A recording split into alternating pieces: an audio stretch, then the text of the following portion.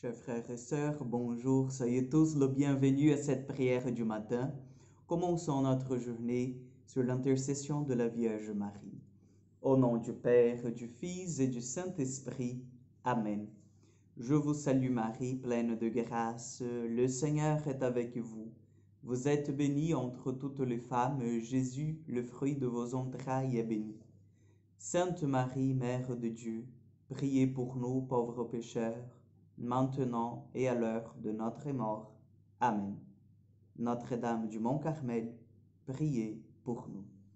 Aujourd'hui, nous allons prendre l'évangile de Matthieu, chapitre 13, versets 44 au 46. Matthieu 13, 44 au 46. En ce temps-là, Jésus disait aux foules, « Le royaume des cieux est comparable à un trésor caché dans un champ. L'homme qui l'a découvert le cache de nouveau. Dans sa joie, il va vendre tout ce qu'il possède et il achète ce champ. Ou encore, le royaume des cieux est comparable à un négociant qui recherche des perles fines. Ayant trouvé une perle de grande valeur, il va vendre tout ce qu'il possède et il achète la perle. Acclamons la parole de Dieu. Peut-être vous vous posez la question, mais encore une parabole, qu'est-ce que se passe? Pourquoi est-ce que Jésus ne parle pas clairement? Chers amis, nous avons besoin de cet enseignement du Seigneur. Et lui, il est un pédagogue très fin. Il sait bien comment parler aux gens de son époque. Il sait bien comment nous rejoindre. Et le plus important, chers frères et sœurs, il sait bien comment, en fait, nous faire réfléchir sur le sujet. Parce que la parabole du trésor caché, la parabole de la perle fine, ce n'est pas quelque chose qu'on entend et qu'on dit « Ah oui, tiens, c'est vrai », et puis on oublie. Cela nous demande de réfléchir, cela nous demande d'entrer en nous-mêmes, de ruminer cette parole, d'essayer de comprendre le sens, et c'est par là que Jésus nous prend. Parce que là, bien sûr, nous méditons la parole, sa parole. Et ça veut dire que l'Esprit Saint vient en nous, il vient nous assister, il vient nous donner, en fait, l'intelligence pour entrer dans le mystère qu'il veut nous communiquer. Donc, c'est pour cela que Jésus nous parle en parabole. C'est pour cela qu'il ne vient pas, il ne nous balance pas, pardon le mot, mais il ne nous balance pas de suite ce qu'il veut dire. C'est parce qu'il veut nous entraîner dans une réflexion, il veut nous entraîner dans une méditation. Et pour cela, il fait appel à notre intelligence. Il fait appel à notre volonté de s'engager aussi. Et donc, nous allons quand même revenir au texte. Nous allons quand même revenir à cette parabole si riche de sens.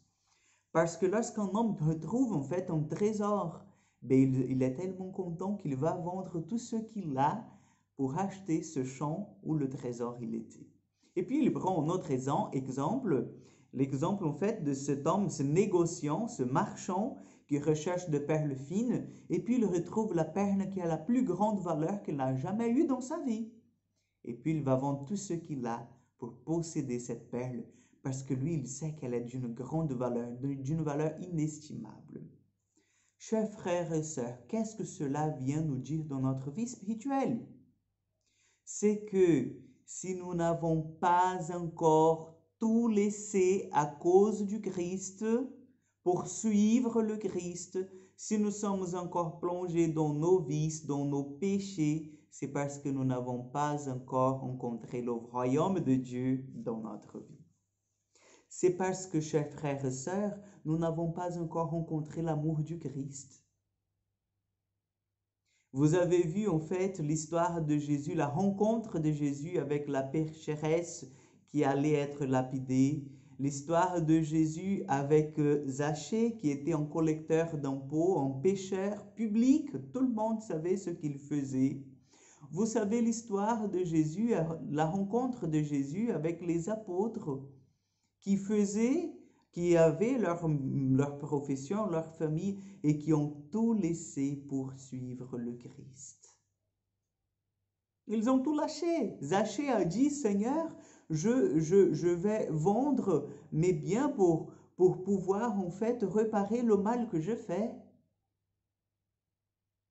Nous laissons tout lorsque nous connaissons cet amour du Seigneur. Et là, les plusieurs saints nous témoignent, les saints qui sont nés dans de nobles familles, les saints qui étaient assez aisés. Nous prenons l'exemple de Saint François d'Assise, qui était d'une riche famille et qui laisse tout pour suivre le Christ et embrasse la pauvreté par amour du Seigneur. Oui, chers frères et sœurs, cet homme-là de cette parabole, ça doit être nous. Nous sommes appelés à devenir ce genre de personnes qui, en recherchant le royaume de Dieu, en le rencontrant, nous vendons tout pour le posséder. Donc, demandons au Seigneur ce matin cette grâce de pouvoir entrer vraiment de corps et d'âme dans cette recherche du royaume des cieux. Qu'en le retrouvant, nous puissions le garder, qu'en le gardant, nous puissions renoncer tout ce qui n'appartient pas au Seigneur pour ne pas le perdre. Parce que nous pouvons perdre le royaume de Dieu. Nous pouvons le jeter dans la poubelle. Et nous le faisons d'ailleurs lorsque nous péchons. Demandons l'Esprit Saint qu'il vienne nous sanctifier ce matin, qu'il vienne sanctifier toute notre journée. Le Seigneur soit avec vous. Que Dieu Tout-Puissant vous bénisse et vous garde, le Père, le Fils et le Saint-Esprit. Amen. Je vous souhaite une excellente journée, que Dieu vous accompagne et bien sûr à demain pour encore une prière du matin.